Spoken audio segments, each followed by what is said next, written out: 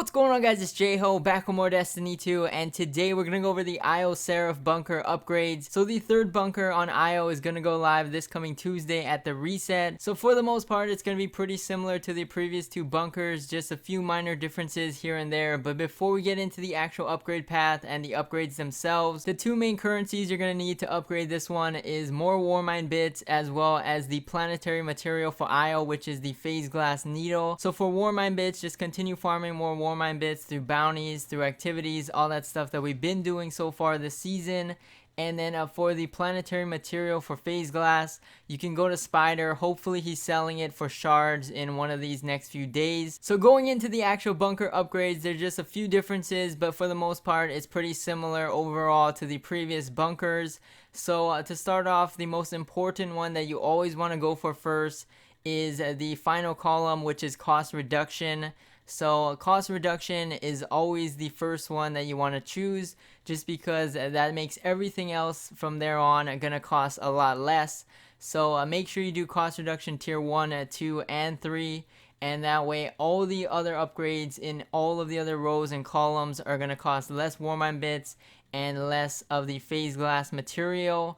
So making sure you do cost reduction first is very important, and that way you won't need to farm as much Warmind Bits and you won't have to spend as much as well. So going for cost reduction is always the most important one to do first. And then after purchasing all the cost reduction upgrades, the next best one is to probably go for the Warmind Bit generation upgrade. So tier 1, 2, and 3 of Warmind Bit generation, and this way you'll get some more Warmind Bits just for doing some of the activities that you probably are already doing anyway. So even though this is the last bunker that we know of right now, there might be something down the line further on in the season that requires us to use Warmind Bits, similar to last season where we needed a polarized fractaline, and that was sort of the main currency of last season. So right now Warmind Bits seems to be one of the main currencies of season 10, and maybe there's going to be something down the line that requires us to spend more Warmind Bits.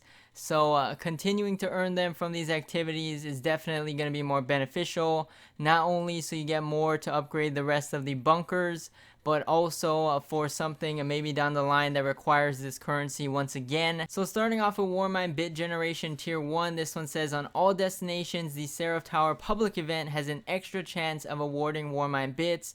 So really good. Now you can get extra chances for Warmind Bits from the public events, from the lost sectors, and from clearing the bunkers as well. So those are the three different ones for tier 1 across all the bunkers. And then moving on to the tier 2 Warmind Bit generation, we got completing Rasputin weekly bounties awards extra Warmind Bits as well. So I believe the previous tier 2s from the other ones give you extra Warmind Bits from completing daily bounties or the repeatable ones. So now after this, all the bounties will give you a little bit extra Warmind Bits as well. And then moving on to tier 3 for Warmind Bit generation, this one says completing reckoning encounters, public events, and patrols has a chance to award bonus Warmind Bits. So more different activities that you can get Warmind Bits from, especially reckoning for people that are still farming for like spare rations. This is really good. You can also earn Warmind Bits while you're doing this, so that's another good bonus as well. So after completing all the tiers for the Warmind Bit generation column, the next one is probably to go for the encrypted Warmind Bit column. So the first one for this, or tier 1, is encrypted Warmind Bits awarded for completing Flashpoint, Dungeon, and Raid challenges. So this one's another good bonus just because the Dungeon and the Raid are activities that people are still going to be doing to go for that pinnacle gear. And then for encrypted Warmind Bits tier 2, this one says IO Rasputin chests have a chance to return the use encrypted Warmind Bits.